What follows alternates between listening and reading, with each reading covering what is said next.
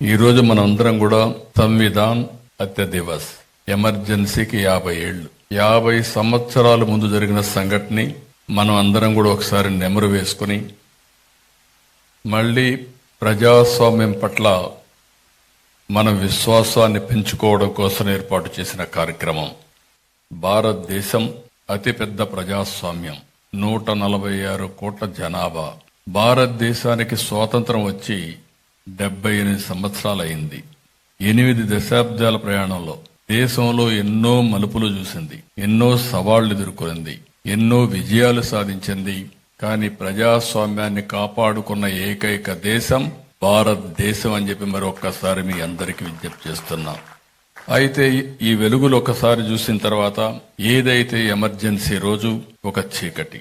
ఇప్పుడే సమరం గారు చెప్పారు. వారు చెప్పినప్పుడు వారి అనుభవాలతో ఏం జరిగాయో కొన్ని విషయాలు చెప్పారు.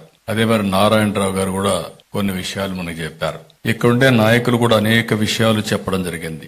అయితే ఒక్కొక్కసారి మనం చెడును మరిచిపోయి మంచిని మళ్లీ గుర్తుపెట్టుకునే పరిస్థితి లేకపోతే అలాంటి పరిస్థితులు మళ్ళా పునరావృతమై పరిస్థితి వస్తుంది. దాని పట్ల ఎప్పుడు జాగ్రత్తగా ఉండాలి.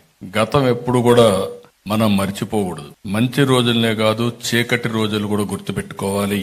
అప్పుడే ఏది మంచి ఏది చెడు అనే దానికి మనకు అర్థమవుతుంది. ముఖ్యంగా రాజకీయాల్లో ఉండే మాలాంటి వాళ్ళు, ప్రజా జీవితంలో ఉన్న ఎలాంటి మేమందరం కూడా ఒక బాధ్యతతో ఉండి భావితరాలకు మంచిని అందించవలసిన బాధ్యత మా అందరిపైన ఉంది.